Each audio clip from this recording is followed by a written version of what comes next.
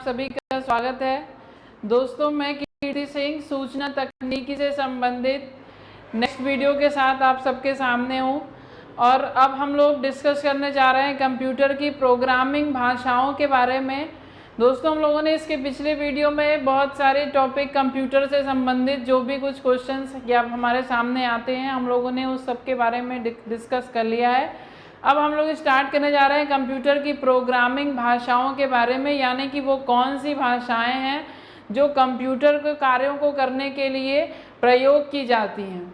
तो आइए डिस्कस करते हैं कि कंप्यूटर में कौन कौन सी प्रोग्रामिंग भाषाएं होती हैं। जनरली हमें पता है कि कंप्यूटर में दो भाषाएं होती हैं, जिसका एक है आपके निम्न स्तरीय भाषा यानी कि लो लेवल लैंग्वेज और दूसरी है उच्च स्तरीय भाषा जिसे कि हम हाई लेवल लैंग्वेज के नाम से जानते हैं।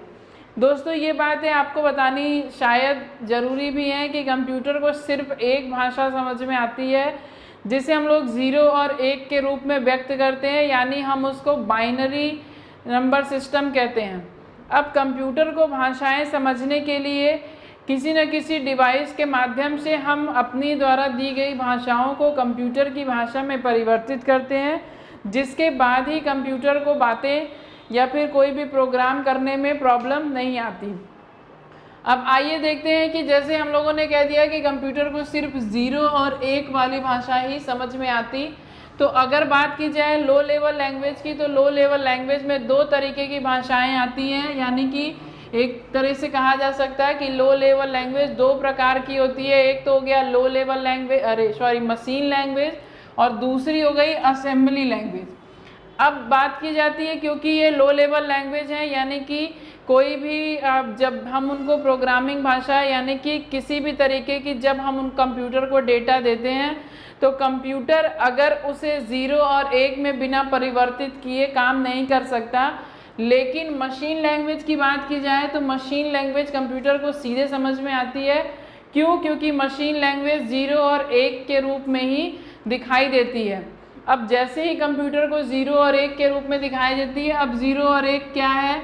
अगर जैसे ही 0 सिग्नल मिलता है कंप्यूटर का मतलब होता है कि प्रोग्रामिंग लैंग्वेज वहाँ पे डाउन हो जाती है और 1 मिलते ही उसका मतलब कि प्रोग्रामिंग लैंग्वेज ऑन हो गई।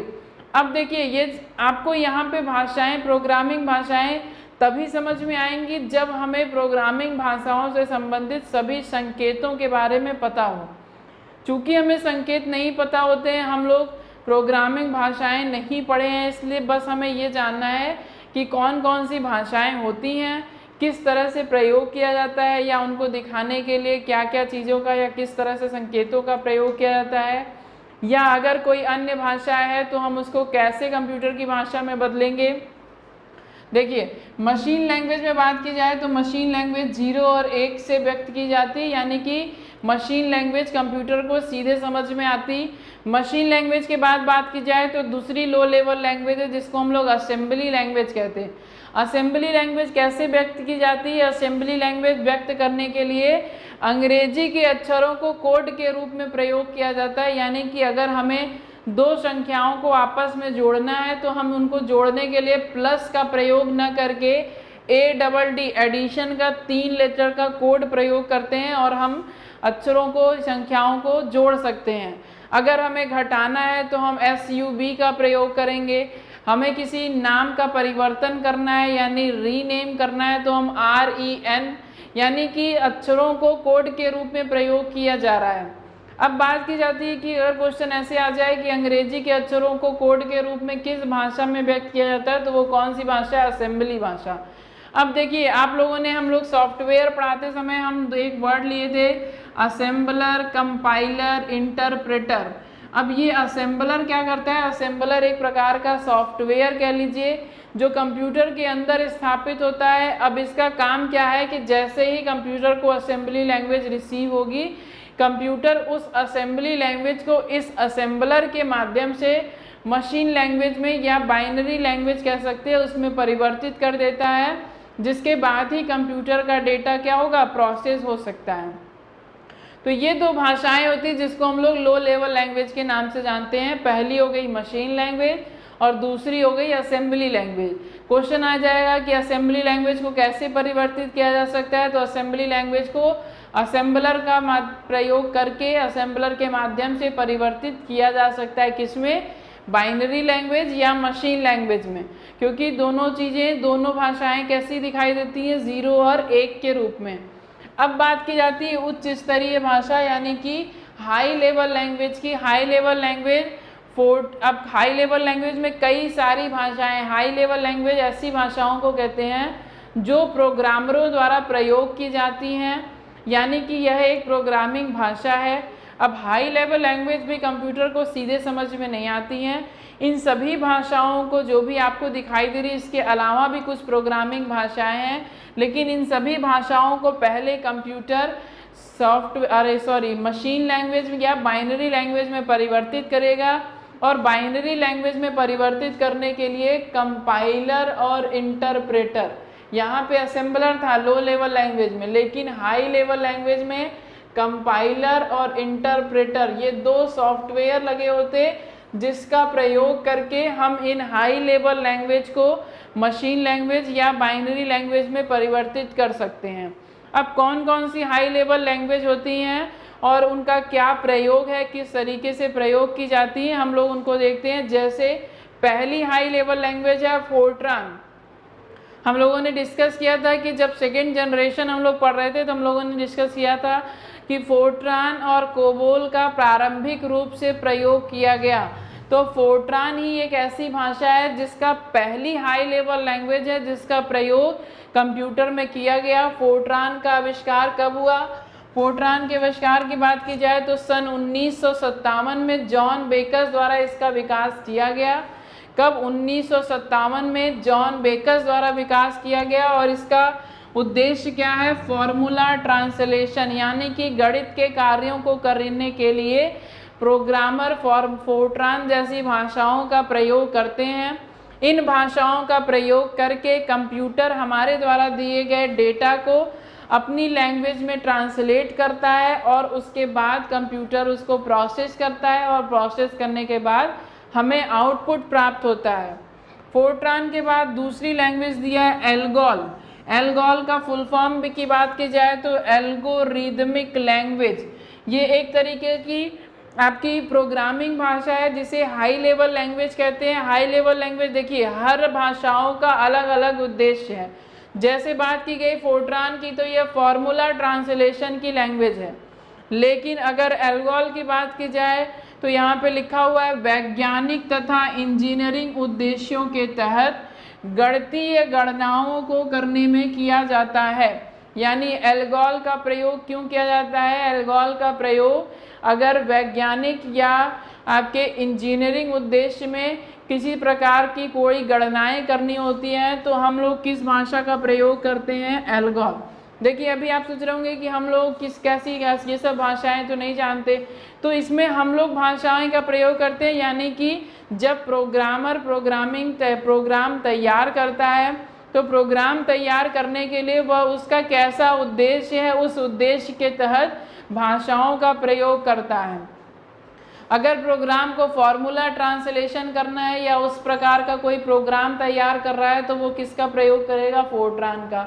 अगर प्रोग्रामर जो है वो वैज्ञानिक उद्देश्य या इंजीनियरिंग उद्देश्य से संबंधित कोई प्रोग्राम तैयार कर रहा है तो वो किस तरह से भाषा का प्रयोग करेगा? एल्गोल का। अब ये सारी भाषाएं हमारी समझ में नहीं आएंगी, हमें बस ये समझना है कि कौन सी हाई लेवल है, कौन सी लो लेवल है, क्योंकि हमें लैंग्वेज तभी समझ में आएगी जब हम प्रोग्रामिंग भाषाओं के अंतर्गत हम उन भाषाओं का संकेत हमें पता होगा, तब हम भाषाओं को समझ सकते हैं। क्योंकि सभी भाषाएं, जैसे यहाँ पे हम लोगों ने लिखने पढ़ने के लिए शब्द अक्षर का प्रयोग किया है, लेकिन भाषाओं में सिंबल्स का प्रयोग किया जाता है।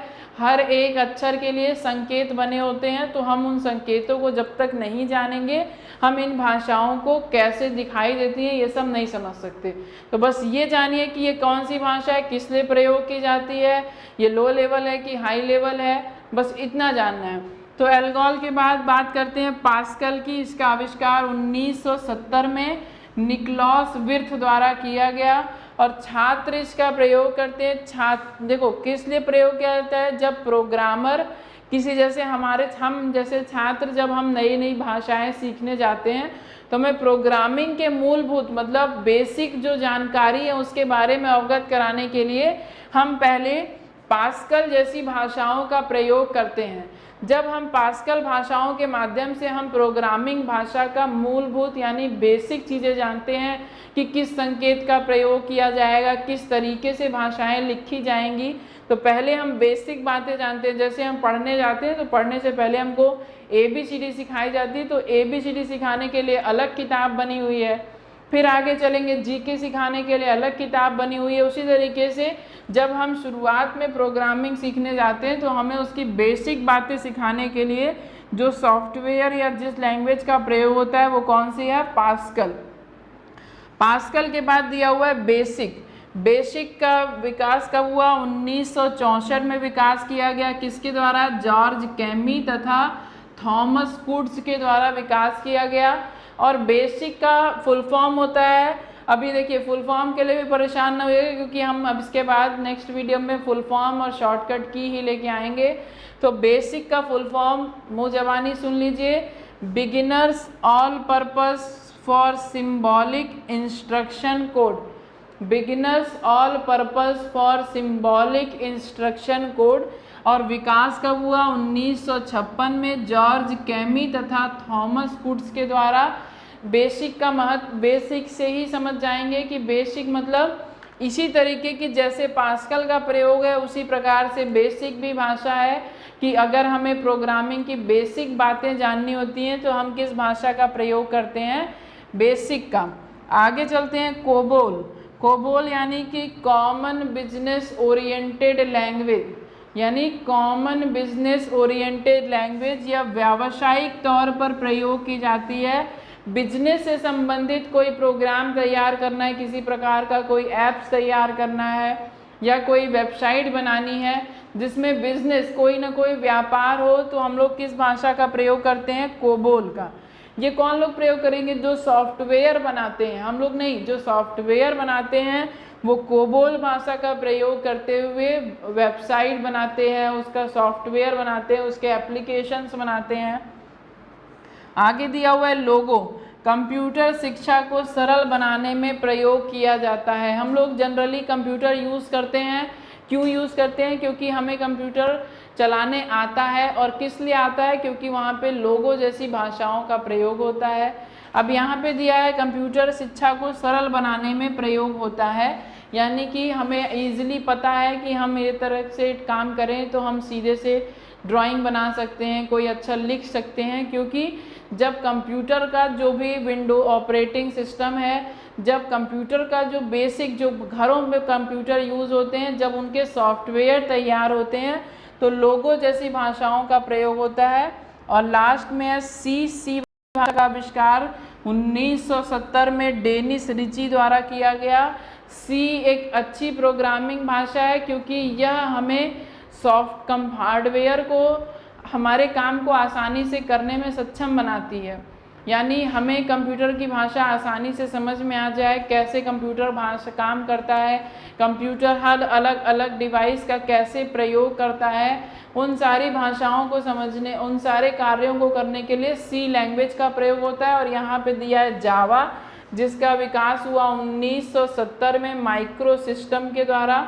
जावा एक तरीके की आपकी कह सकते हैं इंटरनेट से संबंधित लैंग्वेज है, क्योंकि देखिए आप लोग जब कभी इंटरनेट से संबंधित कोई फाइल डाउनलोड करेंगे तो आप लोग देखेंगे कि उसमें जावा लिखा हुआ आता है, क्योंकि इंटरनेट पर किसी भी प्रकार की कोई भी फाइल होंगी या कैसा भी कोई भी सॉफ्टवेयर आप डाउनलोड करते हैं, क्योंकि वह एक जावा की फ़ाइल होती है, क्योंकि इंटरनेट पर कोई भी काम करेंगे तो वो जावा लैंग्वेज पे काम किया जाता है। ठीक, तो इस तरीके की देखिए लो लेवल में बात की जाए तो सिर्फ ये 2 लैंग्वेज हैं, बाकी और अन्य सभी जो भी लैंग्वेज हैं आपके सामने या इसके अलावा कुछ भी आप देखेंगे सभी लैंग्वेज हाई होती हैं, और बस ये दोनों लैंग्वेज लो कही जाती हैं क्योंकि इन दोनों लैंग्वेज को कंप्यूटर आसानी से समझ सकता है। बट फिर भी मशीन लैंग्वेज क्योंकि 0 और 1 के रूप में होती है, लेकिन असेंबली लैंग्वेज को असेंबलर द्वारा परिवर्तित करके फिर कंप्यूटर समझता है। और इन सभी हाई लेवल लैंग्वेज को परिवर्तित करने के लिए कंपाइलर और इंटरप्रेटर जैसे सॉफ्टवेयर कंप्यूटर में इंस्टॉल्ड होते हैं। तो ये बात हो गई आपकी प्रोग्रामिंग भाषाओं की। अब हम लोग आगे के वीडियो में डिस्कस करेंगे एक बार कि कौन कौन से ऐसे फुल फॉर्म हैं जो एग्ज़ाम के पर्पज़ से इम्पॉर्टेंट है। फुल फॉर्म के साथ हम लोग देखेंगे कि आपके शॉर्टकट की कौन सी पूछी जा सकती हैं। हम लोग ये दोनों डिस्कस करने के बाद आगे के टॉपिक पे चलेंगे। तो आज के लिए इतना ही। अगर यहाँ से कोई कन्फ्यूज़न होगी तो आप लोग कमेंट करिएगा।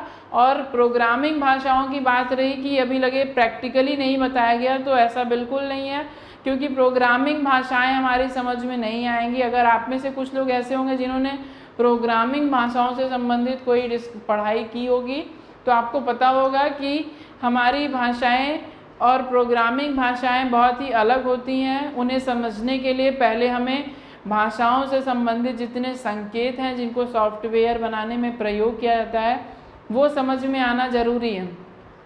तो ये बात हो गई आपकी लो लेवल और हाई लेवल लैंग्वेज की। कौन सी लो होती हैं, कौन सी हाई, कैसे कन्वर्ट करके कंप्यूटर प्रयोग करता है, उनका क्या उद्देश्य है या कैसे क्या काम होता है, हम लोग डिस्कस कर चुके हैं। तो आज के लिए इतना ही रहने देते हैं। बाकी नेक्स्ट वीडियो में हम लोग डिस्कस करेंगे शॉर्टकट की और फुल फॉर्म के बारे में। ठीक है, चलिए, धन्यवाद।